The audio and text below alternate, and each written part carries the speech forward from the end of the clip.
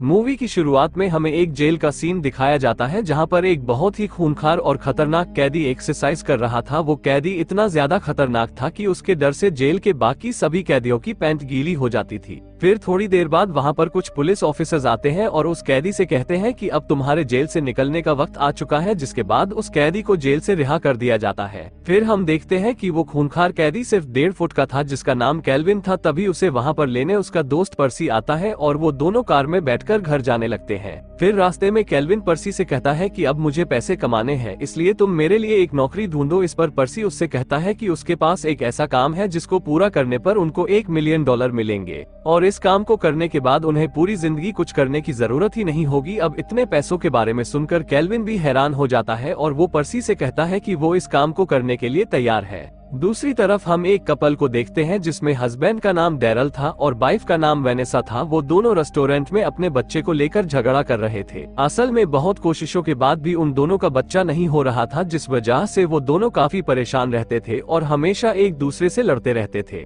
इसके बाद हम पर्सी को देखते हैं जो कि ज्वेलरी शॉप के बाहर आता है और केल्विन को बताता है कि हमें यहाँ से एक डायमंड चुराना है। अब ये सुनते ही केल्विन उसे एक जोर का थप्पड़ मारता है और कहता है कि मैं अभी अभी ही जेल से बाहर निकला हूँ और तू मुझसे फिर से जेल भिजवाने वाले काम करवा रहा है। लेकिन पर्सी के ज्यादा कन्विंस करने पर केल्विन मान जाता है और फिर वो दोनों ज्वेलरी शॉप के अंदर चले जाते हैं। वहाँ पर पर्सी अपने साथ एक बैग लेकर आता है जिसके अंदर उसने केल्विन को छुपा रखा था। इसके बाद दोनों मैनेजर के पास जाते हैं जहाँ पर पर्सी उसे अपनी बातों में फंसाता है और दूसरी तरफ केल्विन किसी तरह से उस डायमंड के पास पहुंच जाता है, जिसके बाद वो उसकी टेबल के नीचे छेद करके उस डायमंड को चुरा लेता है। आगे जब वो दोनों डायमंड लेकर वहां से निकल रहे थे तभी वहां पर एक बुढ़िया चिल्लाती है कि उसका कुत्ता चोरी हो गया है। तभी हम देखते हैं कि केल्विन ने डायमंड के साथ साथ उस बुढ़िया का कुत्ता भी चुरा लिया था। अब वो दोनों बाहर निकल ही रहे थे कि तभी वो कुत्ता भौंकने लगता है। अब उसकी आवाज सुनकर वो बुरे चिल्लाने लगती है। वो कहती है कि मेरा कुत्ता इन दोनों ने ही चुराया है। उधर शॉप के मैनेजर को भी पता चल चुका था कि उसका डायमंड चोरी हो गया है, इसलिए वो वहां पर पुलिस बुला लेती है। तभी पर्सी और केल्विन भागकर अपनी कार में बैठते हैं और उस कुत्ते को वहीं फेंक कर वहां से भाग जाते हैं। लेकिन कुछ ही दूर जाने पर उनकी कार खराब हो जाती है, इसलिए वो कार को वहीं छोड़कर वहां से पैदल भागने लगते हैं।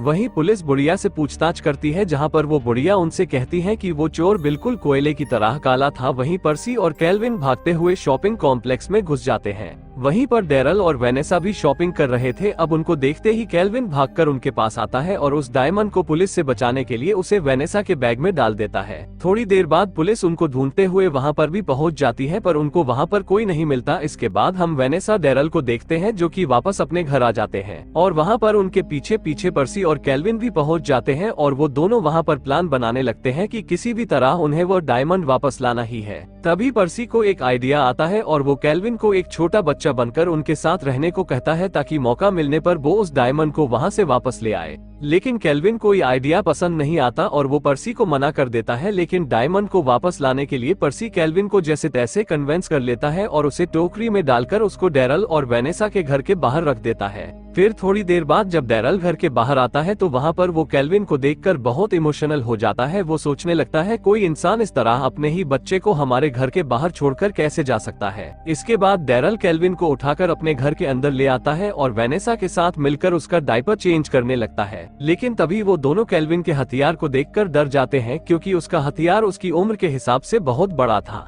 अब उन लोगों को समझ नहीं आ रहा था कि इस बच्चे का क्या करें, इसलिए वेनेसा चाइल्ड केयर वालों को कॉल करती है ताकि वो लोग आकर इसे यहाँ से ले जाएं। लेकिन चाइल्ड केयर वाले आज छुट्टी पर थे, इसलिए उसे वहाँ से कोई जवाब नहीं मिलता। तभी वेनेसा के डैड उससे कहते हैं कि इसको जहाँ से उठाया वहाँ पर वापस रख दो। अब क्योंकि वेनेसा उस बच्चे को लावारिस नहीं छोड़ना चाहती थी, इसलिए वो सीधा पुलिस को फोन करने लगती है। पर तभी पुलिस का नाम सुनते ही केल्विन डर जाता है और जोर जोर से रोना शुरू कर देता है, क्योंकि अगर पुलिस यहाँ पर आ गई तो केल्विन को पहचान लेगी और उसको उठाकर वापस जेल में डाल देगी। अब डैरल और वेनेसा उसे रोते हुए देखकर सोचने लगते हैं कि शायद ये बच्चा बीमार है, इसलिए वो केल्विन को डॉक्टर के पास ले जाते हैं। इसके बाद डॉक्टर केल्विन को चेक करता है और देखता है कि उसके शरीर पर तो बहुत सारे टैटू के निशान बने हुए हैं। अब डॉक्टर को केल्विन में कुछ गड़बड़ी लग रही थी, पर तभी वेनेसा और डैरल कहते हैं कि शायद इस बच्चे के पेरेंट्स बहुत ज्यादा बुरे हैं। पहले तो उन्होंने इसको टॉर्चर किया और फिर हमारे घर के बाहर छोड़कर चले गए। अब जब ये लोग ये सब बातें कर रहे थे तभी केल्विन वेनेसा के बैग को उठाकर वहाँ से भागने लगता है। लेकिन बाहर आते ही उसे एक पुलिस वाला पकड़ लेता है और उसे बच्चा समझकर वापस वेनेसा और डैरल के पास ले जाता है।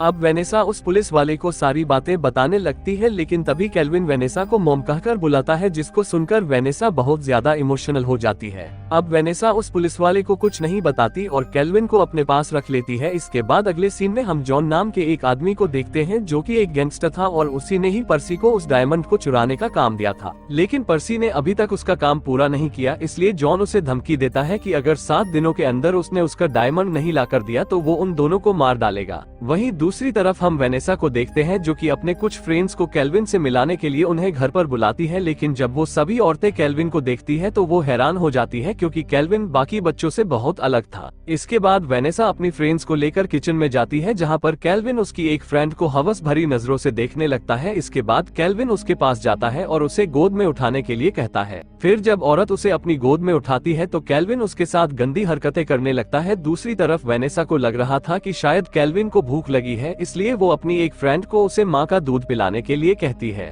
अब ये सुनते ही केल्विन बहुत खुश हो जाता है, जिसके बाद वो एक एक करके उसकी सभी फ्रेंड्स का दूध पी जाता है। फिर कुछ देर मस्ती करने के बाद जब सभी लोग वहाँ से जा रहे थे तो सभी एक एक करके केल्विन को किस करने लगती हैं। लेकिन केल्विन यहाँ पर भी ये मौका नहीं छोड़ता और वो हवस का पुजारी बनकर उनको किस करने लगता है। फिर थोड़ी देर बाद वेनेसा उसे अपने रूम में ले जाती है और उसके कपड़े चेंज करके उसे सुला देती है। फिर आधी रात को जब सभी लोग सो जाते हैं तो केल्विन उस हीरे को ढूंढने लगता है। तभी वो पर्सी को फोन लगाने लगता है, पर तभी वहाँ पर वेनेसा के डैड आ जाते हैं और वो उसे चोर समझ लेते हैं और उस पर अपनी गन पॉइंट कर देते हैं। लेकिन तभी वहाँ पर डैरल आ जाता है और वेनेसा के डैड को समझाकर केल्विन को वहाँ से ले जाता है। फिर अगले दिन जब वेनेसा सोकर उठती है तो वो डैरल को उसके साथ पूरी रात इंटीमेट होने के लिए थैंक यू कहती है। लेकिन तभी डैरल उससे कहता है कि मैंने तो कल रात तुम्हारे साथ कुछ किया ही नहीं। अब यहाँ पर डैरल को कुछ समझ नहीं आ रहा था, पर हम सभी समझ जाते हैं कि कल रात केल्विन ही वेनेसा के साथ इंटीमेट हुआ था। फिर कुछ देर बाद वेनेसा तैयार होकर ऑफिस चली जाती है और यहाँ पर हमें पता चलता है कि घर चलाने के लिए सिर्फ वेनेसा ही काम करती थी और उसका फालतू हस्बैंड पूरे दिन घर पर सोता रहता था। लेकिन इस बार वो केल्विन को घुमाने के लिए पार्क में लेकर जाता है और वहाँ पहुंचकर वो अपने दोस्तों के साथ बैठकर बातें करने लगता है। वहीं दूसरी तरफ केल्विन के पास पर्सी आ जाता है। फिर केल्विन उसे बताता है कि टेबल के ऊपर जो बैग रखा है डायमंड उसी के अंदर है। फिर जब पर्सी उस बैग को चुराने जाता है तभी वो देखता है कि वहाँ पर एक नहीं बल्कि 3 बैग है। अब ये देखकर वो काफी कंफ्यूज हो जाता है, इसलिए वो किसी एक बैग को चुराकर वहाँ से भाग जाता है। फिर पर्सी उस बैग को जॉन के पास लेकर जाता है और उससे कहता है कि डायमंड इसी बैग में ही रखा है। लेकिन जब जॉन उस बैग को चेक करता है तो उसे वहाँ पर गंदे डायपर और खिलौनों के अलावा कुछ नहीं मिलता। अब ये देखकर जॉन और भी गुस्सा हो जाता है और पर्सी को पकड़कर मारने लगता है। वहीं दूसरी तरफ हम डैरल को देखते हैं जो कि केल्विन को लेकर एक मैच देखने आया था। तभी मौका मिलते ही केल्विन डायमंड को चुरा लेता है और इससे पहले कि डैरल उसे देखे वो उस डायमंड को निगल जाता है। फिर अगले दिन हम देखते हैं कि डैरल केल्विन के आने की खुशी में अपने घर पर एक पार्टी रखता है। यहाँ पर सभी लोग केल्विन को बहुत सारे गिफ्ट्स और खिलौने देते हैं। तभी वहाँ पर वेनेसा के डैड भी आते हैं और वो केल्विन को एक टेडी बियर गिफ्ट करते हैं। वहीं दूसरी तरफ हम जॉन को देखते हैं जो कि केल्विन के घर के बाहर उन पर नजर रख रहा था। उधर डायमंड निकलने की वजह से केल्विन के पेट में बहुत दर्द हो रहा था, इसलिए वो दर्द कम करने के लिए कैस्टर ऑयल पी लेता है, लेकिन इससे उसका दर्द कम नहीं होता बल्कि और बढ़ जाता है। तभी सीन यहाँ से शिफ्ट होता है और हम देखते हैं कि अगले दिन वेनेसा को केल्विन के डायपर में वही डायमंड मिलता है, जिसको देखकर वो बहुत ज्यादा खुश हो जाती है। अब उसे लग रहा था कि शायद ये डायमंड उसे डैरल ने गिफ्ट किया है, इसलिए वो उससे इम्प्रेस होकर उसके साथ रात को डेट पर चली जाती है। अब घर पर वेनेसा के डैड और केल्विन ही बचे थे। तभी वेनेसा के डैड केल्विन को उठाकर नीचे फेंक देते हैं और उससे कहते हैं कि मैं तेरे बारे में सब कुछ जान चुका हूँ। असल में वेनेसा के डैड ने टीवी में देख लिया था कि केल्विन एक चोर है और वो दिखने में बिल्कुल एक बच्चे की तरह है। फिर कुछ देर बाद यहाँ पर वेनेसा और डैरल भी आ जाते हैं और वो वेनेसा के डैड को केल्विन को मारते हुए देख लेते हैं। अब वेनेसा को लगता है कि शायद उसके डैड पागल हो गए हैं, इसलिए वो अपने डैड को मेंटल हॉस्पिटल भेज देती है। वहीं डैरल जब उस टेडी बियर को देख रहा था तो उसमें उसे एक कैमरा मिलता है। फिर उस कैमरे को देखने के बाद डैरल को भी पता चल जाता है कि केल्विन कोई बच्चा नहीं है,